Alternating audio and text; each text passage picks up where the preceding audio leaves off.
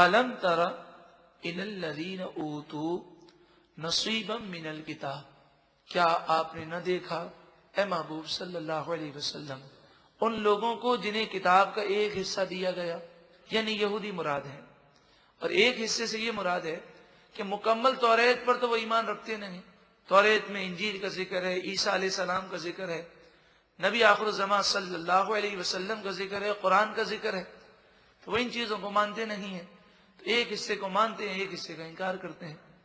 کیا آپ نے نہ دیکھا ان لوگوں کو جنہیں کتاب کا ایک حصہ دیا گیا، یدعون الی کتاب اللہ، وہ اللہ کی کتاب کی طرف بلائے جاتے ہیں، انہیں بلایا جاتا ہے آؤ اللہ کی کتاب کی طرف آؤ، لیحکم بینہم، تاکہ یہ کتاب ان کے درمیان فیصلہ کر دے، ثم پھر یتولا فریق منہم، ان میں سے ایک گروہ پھر جاتا ہے، وہم معرضون، اور وہ ہیں ہی منہ پھیرنے والے۔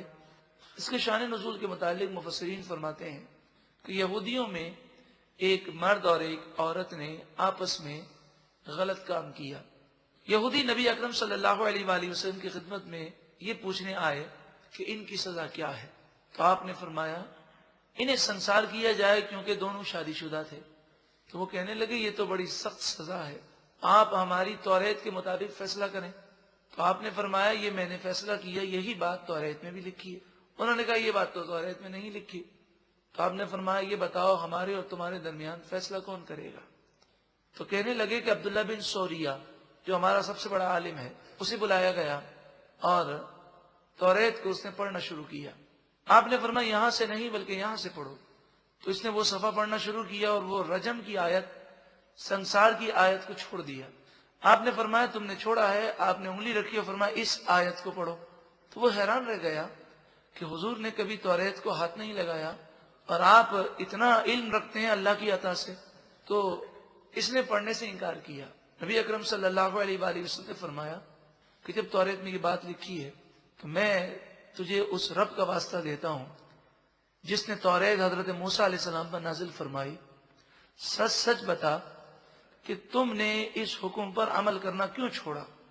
تو عبداللہ بن سوریہ کہنے لگا کہ اگر آپ اتنا بڑا واسطہ نہ دیتے تو میں آپ کو حقیقت نہ بتاتا۔ بات یہ ہے کہ ہمارے یہاں پہلے سنسار کی سزا تھی، لیکن جیسے جیسے ہم توریت سے دور ہوتے گئے ویسے ویسے ہم نے احکام کو چینج کرنا شروع کیا۔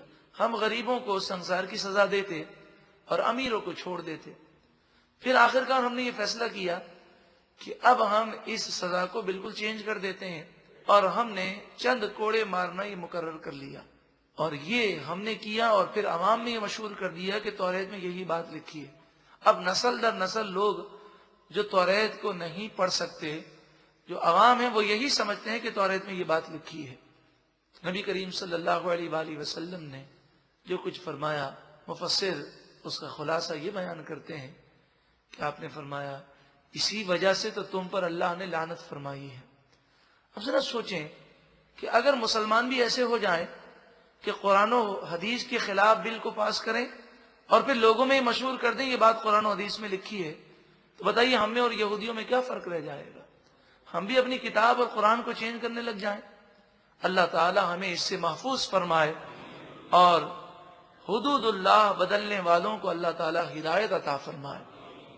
ذالک بانہم قالوا، یہ اس وجہ سے کہ انہوں نے کہا لن تمسنا النار، آگ ہمیں ہرگز نہ چھوئے گی۔ سوال یہ ہے کہ جب وہ جانتے ہیں کہ توریت میں یہ بات لکھی ہے تو پھر یہ عمل کیوں نہیں کرتے؟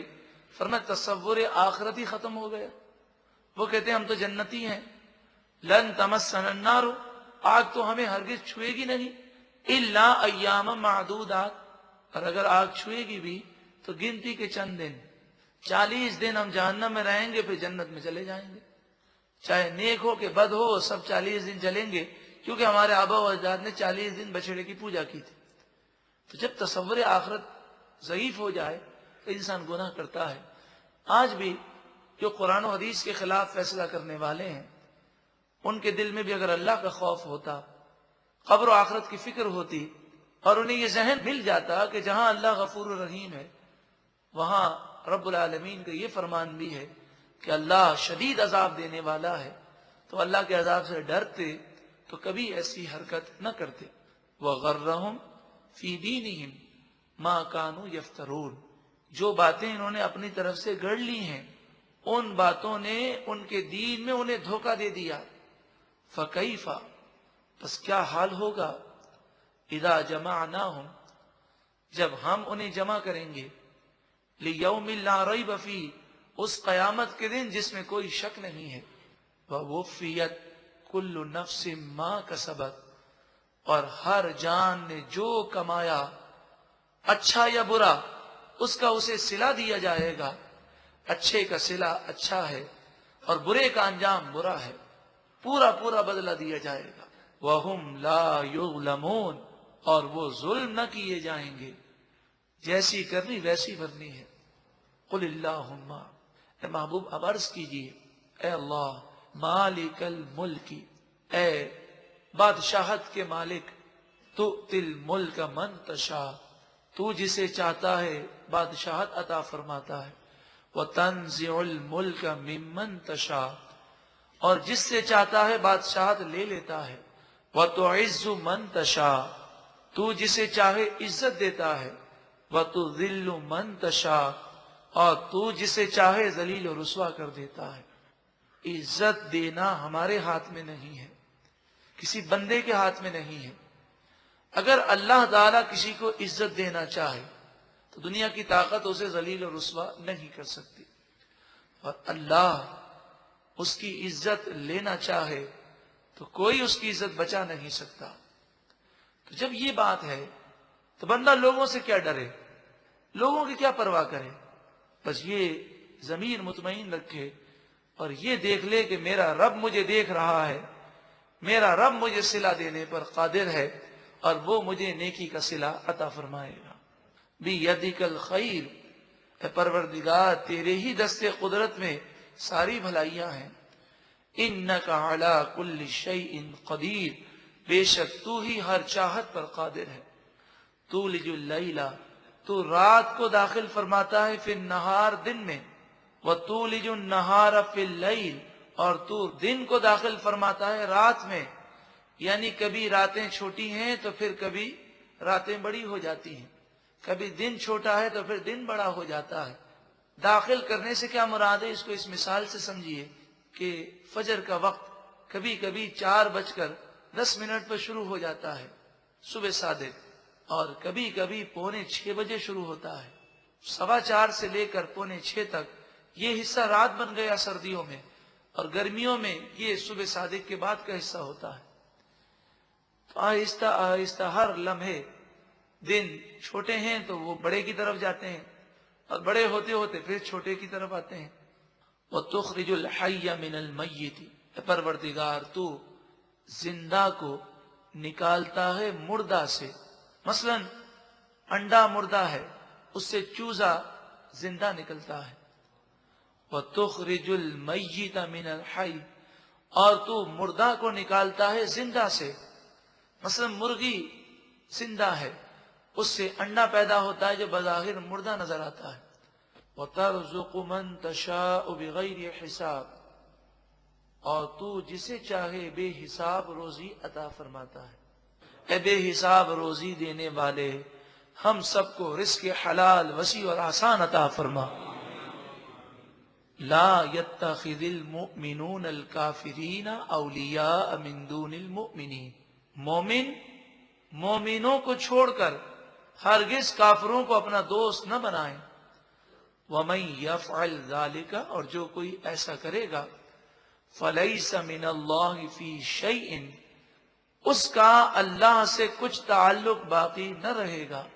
إِلَّا أَن تَتَّقُوا مِنْهُمْ تُقَاةً مگر یہ کہ تم ان سے بچو, یعنی دوستی تو جائز نہیں مگر کہیں کافروں کے نرغے میں آ جاؤ تو جان بچانے کے لیے ان سے اچھی باتیں کر سکتے ہو.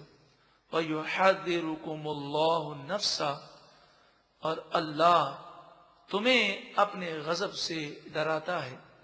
وَإِلَى اللَّهِ الْمَصِيرُ اور اللہ ہی کی طرف پلٹنا ہے. قل اے محبوب آپ فرمائیے ان تخفو ما فی صدورکم، جو کچھ تمہارے سینوں میں ہے تم چھپاؤ، او تبدوہ، یا تم اسے ظاہر کرو، یعلمہ اللہ، اللہ اسے خوب جانتا ہے، وہ دلوں کے رازوں کو بھی جانتا ہے، وہ وسوسوں کو بھی جانتا ہے۔ وَيَعْلَمُ مَا فِي السَّمَاوَاتِ وَمَا فِي الْأَرْضِ، وہ جانتا ہے جو کچھ آسمانوں میں ہے اور جو کچھ زمین میں ہے۔ وَاللَّهُ عَلَى كُلِّ شَيْءٍ قَدِيرٌ، اور اللہ ہر چاہت پر قادر ہے۔ قیامت کا تصور پیش کیا گیا، اللہ اکبر۔ یوم تجد کل نفس ما عملت من خیر محضرا، اس قیامت کے دن ہر جان اپنی نیکی کو اپنے سامنے پائے گی، وما عملت من سوء، اور جو اس نے برائی کی وہ بھی اس کے سامنے ہوگی۔ کیا عالم ہوگا، تود لو ان بینہا وبینہ امدا بعیدا، گناہ کرنے والی جان یہ تمنا کرے گی کاش گناہوں اور اس کے درمیان دور کا فاصلہ ہو جائے، لیکن گناہ مختلف شکلوں میں اس کے پاس ہوں گے، نامہ اعمال گناہوں سے بھرا ہوگا۔ وَيُحَذِّرُكُمُ اللَّهُ نَفْسَ، اور اللہ اپنے غضب سے تمہیں ڈراتا ہے۔ وَاللَّهُ رَءُوفٌ بِالْعِبَادِ، اور اللہ بندوں پر مہربان ہے۔ قل، اے محبوب آپ فرمائیے، ان کنتم تحبون اللہ، اگر تم اللہ سے محبت کرتے ہو۔ نبی کریم صلی اللہ علیہ وآلہ وسلم کی خدمت میں بعض لوگ آئے اور انہوں نے کہا کہ ہمیں اللہ کافی ہے، ہم اللہ سے محبت کرتے ہیں، ہمیں آپ پر ایمان لانے کی کوئی ضرورت نہیں۔ تو اس پر یہ آیت کریمہ نازل ہوئی کہ آپ فرما دیجئے اگر تم واقعی اللہ سے محبت کرتے ہو تو میری محبت اور مجھ پر ایمان لانا تم پر لازم ہے۔ فَاتَّبِعُونِی، پس تم میری فرما برداری کرو۔ جب تم میری فرما برداری کرو گے تو اس کا فائدہ کیا حاصل ہوگا کہ اس وقت تم اللہ سے محبت کا دعویٰ کر رہے ہو، اور جب تم مجھ پر ایمان لا کر میرے فرما بردار بن جاؤ گے، یحببکم اللہ، صرف تمہارا دعویٰ نہیں ہوگا بلکہ اللہ تم سے محبت فرمائے گا۔